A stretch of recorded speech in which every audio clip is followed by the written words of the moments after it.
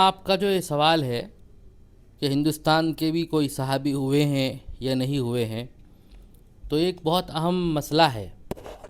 اصل میں ہندوستان کے ایک صحابی جن کا نام بابا رتن ہندی آتا ہے، اس نام سے مشہور ہیں، اور آپ صلی اللہ علیہ وسلم کے دنیا سے تشریف لے جانے کے 700 سال کے بعد انہوں نے دعویٰ صحابیت کیا تھا، یعنی صحابی ہونے کا دعویٰ کیا تھا، اور انہوں نے بتایا تھا کہ میں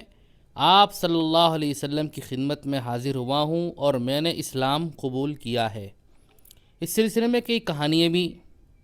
اور بہت سے واقعات بھی مروی ہیں، لیکن صحیح روایت کے مطابق جب ہم نے اس مسئلے کو کھنگالا، دیکھا، پرکھا، اور بہت سی کتابیں ہم نے پڑھی ہیں، اردو میں بھی بہت سے مضامین ہیں اور بہت سی کتابیں لکھی گئی ہیں۔ حضرت مولانا مناظر حسن گیلانی علیہ الرحمہ کی بھی اس سلسلے میں ایک کتاب ہے۔ تو صحیح روایت کے مطابق کوئی ہندوستانی آدمی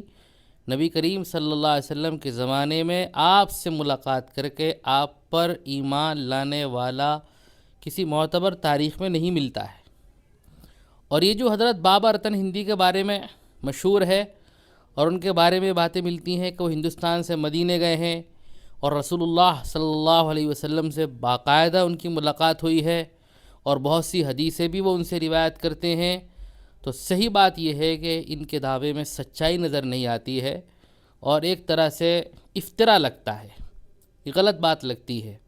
علامہ ابن حجر عسقلانی رحمۃ اللہ علیہ نے بابا رتن کو کذاب، دجال بتایا ہے اور صراحت کے ساتھ لکھا ہے کہ اس نام کا کوئی صحابی نہیں ہوا ہے۔